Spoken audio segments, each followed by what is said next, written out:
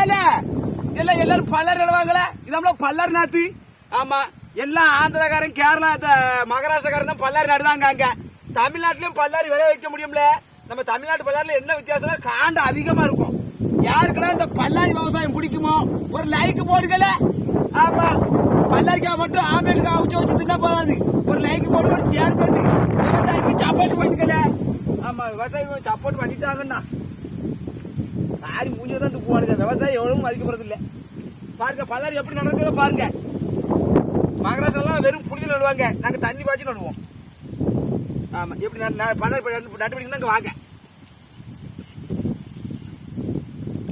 சீரக சம்பா நெல்லு கொத்து வச்சு சோறு சமைச்சிருக்கேன் மாமா, சோறு சமைச்சிருக்கேன்.